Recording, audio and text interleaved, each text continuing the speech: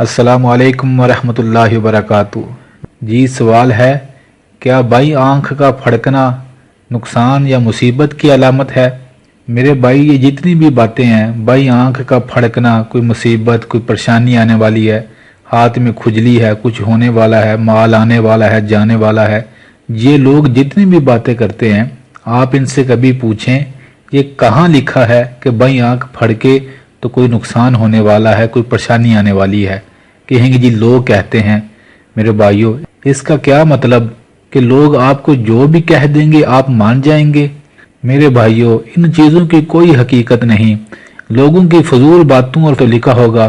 میرے نبی صلی اللہ علیہ وسلم پر نازل ہونے والے قرآن اور ان کی باتوں حدیثوں میں ایسی کوئی بھی بات نہیں لکھی۔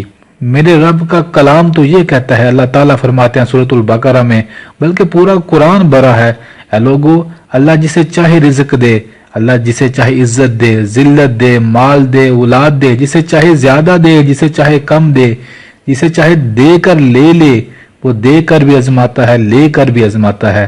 میرے بھائیوں، ایک پکے بندہ مومن کا یہ ایمان ہونا چاہیے، عزت، ذلت، خوشی، غمی اللہ کی طرف سے ہوتی ہے۔ یہ تھوڑا ہے آنکھ پھڑکنے لگ پڑے تو پوری جناب فیملی کو تنگ کرنا شروع کر دے انسان، جی کچھ ہونے والا ہے، کچھ ہونے والا ہے۔ میرے بھائیوں، ان فضول باتوں سے بچنا چاہیے، یہ صرف اور صرف ایمان کی کمزوری ہے اور علم کی کمی ہے۔ میرے بھائیوں، معذرت کے ساتھ، اگر سارا دن ہم حماموں پر، دودھ والوں کے پاس، پانو والوں کے پاس کھڑے ہو کر گزار دیں گے تو پھر ایسا ہی علم ملے گا، جی یہ ہو گیا، فلاں کو دیکھ لیا تو کام خراب ہو گیا، فلاں دن تھا تو کام خراب ہو گیا۔ میرے بھائیوں، اہل علم کی محفلوں میں وقت گزاریں، پھر انشاءاللہ امید ہے آپ کو بہت کچھ سیکھنے کو ملے گا۔ ایک بات یاد رکھیں اور یہ ایمان رکھیں، زندگی، موت، خوشی، غمی، رزق، مال، دولت، عزت، ذلت، سب کچھ میرے اللہ کے ہاتھ میں ہے۔ تو میرے بھائی، یہ آنکھ کا پھڑکنا، یہ ہاتھ میں کھجلی ہونا، یہ دن ایسا تھا، فلاں بندہ مل گیا، اور آنکھوں کا بعض اوقات میرے بھائیوں پھڑکنا، یہ الرجی اور بیماری بھی ہوتی ہے، اور بعض اوقات تھکاوٹ کی وجہ سے بھی ہوتا ہے۔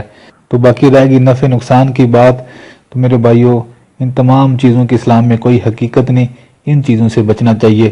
جزاک اللہ۔